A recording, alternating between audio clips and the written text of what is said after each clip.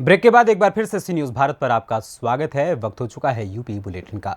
इस UP bulletin में हम बात करेंगे बुलंदशहर की, जहां अवैध रूप से शराब बेचने का वीडियो सोशल मीडिया पर तेजी से हो रहा है वायरल। आगे बात करेंगे कन्नौज की, जहां सीओ ऑफिस के पास हो रहा है अवैध खनन।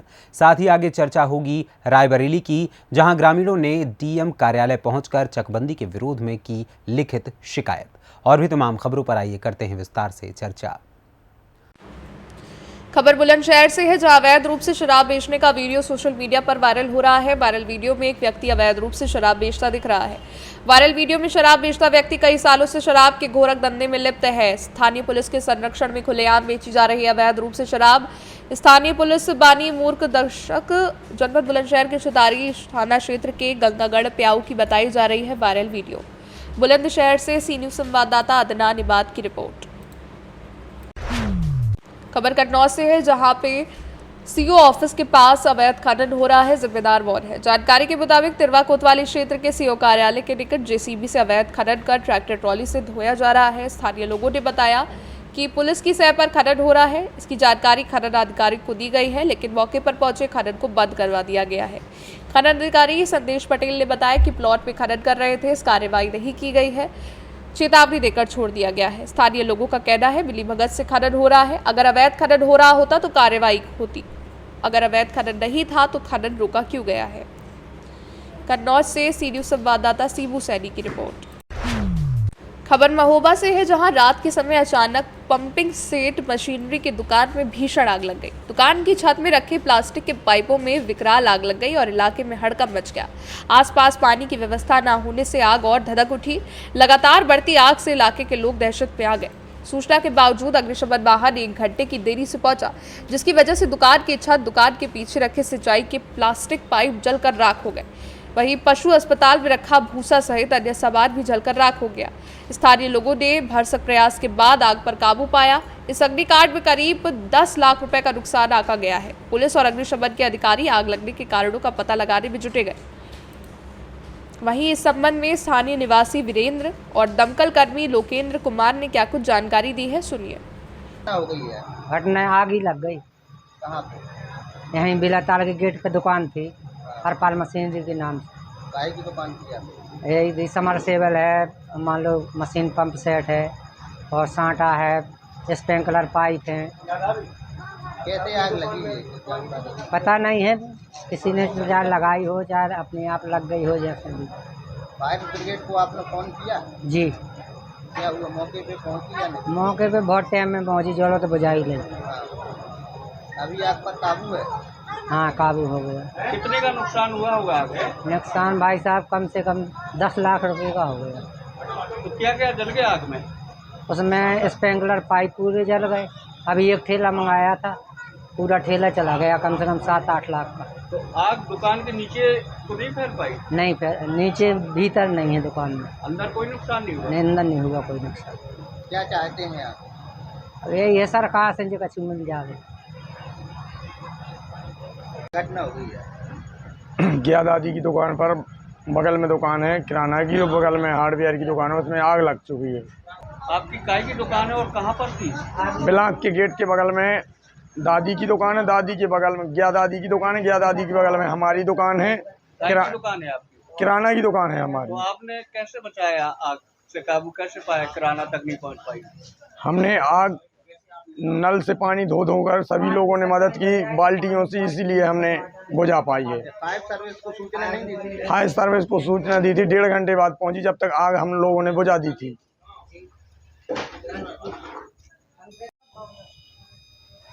जयपुर में क्या घटना घटित हुई आज?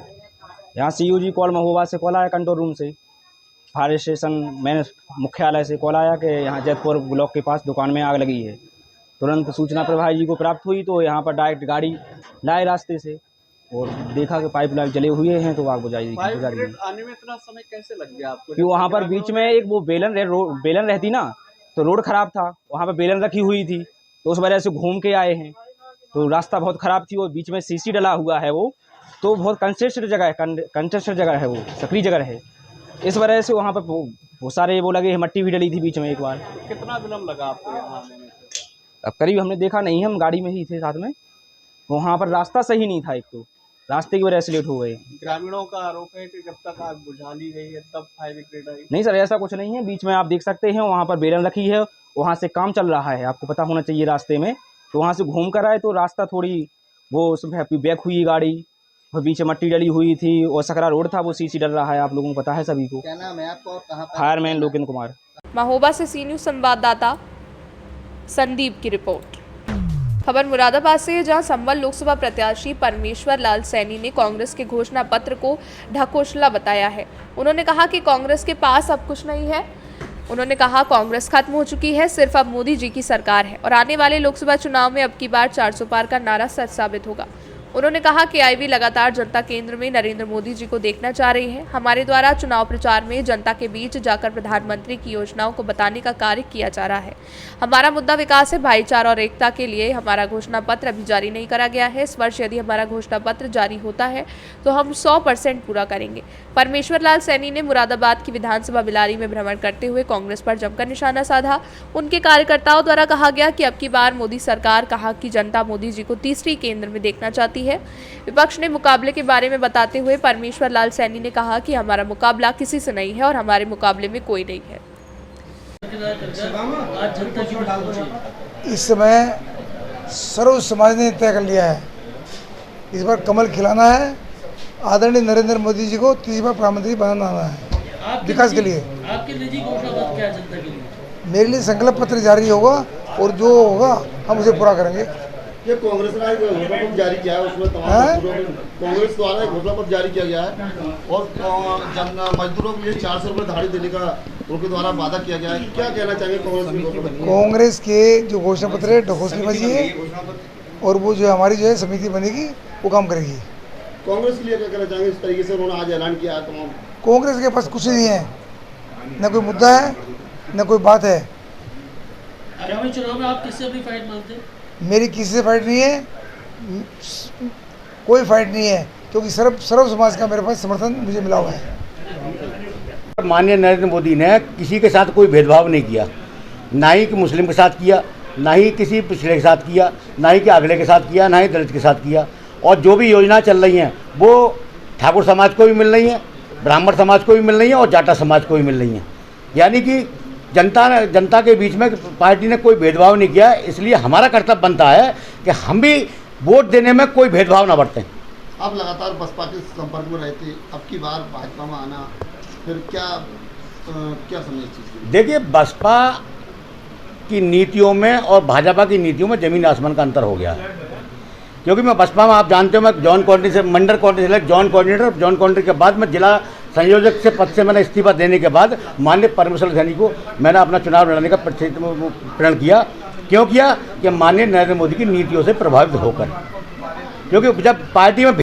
मुरादाबाद से सी न्यूज़ संवाददाता दानवीर सिंह की रिपोर्ट।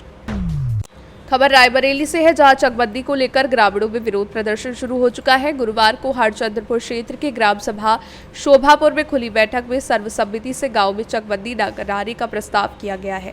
डीएम कार्यालय में जाकर कमेटी ने चकबंदी के विरोध में अपनी लिखित शिकायत की है। इससे गुरुवार को बाबा ब्रह्मदेव मंदिर पर प्रधान सावित्री सिंह की अध्यक्षता में बैठक की कार्यवाही शुरू की गई थी। ग्राम प्रधान और कमेटी के सदस्यों ने डीएम को ज्ञापन देकर बताया कि हमारे गाँव में नाली, चक रोड, आंगनबाड़ी, खलिहान, खर, गड्ढे, तालाब और चारगाह आदि पर्याप्त जगह है।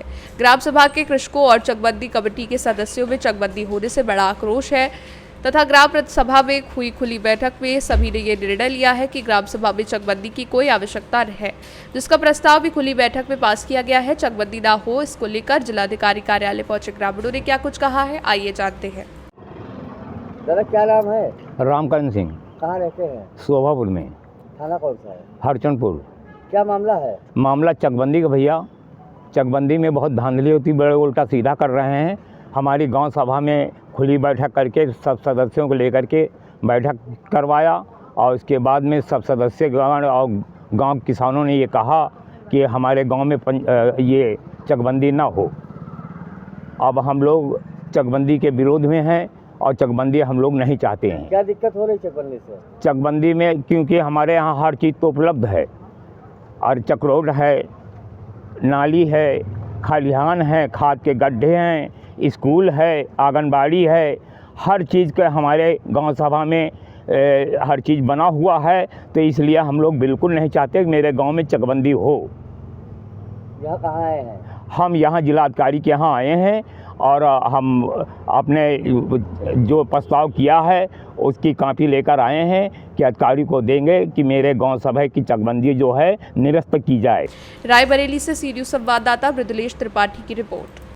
फिलहाल के लिए इस यूपी बुलेटिन में बस इतना ही। देश और दुनिया की तमाम खबरों के लिए आप बने रहें सी न्यूज़ भारत के साथ। हर खबर आपके साथ, आपके हाथ।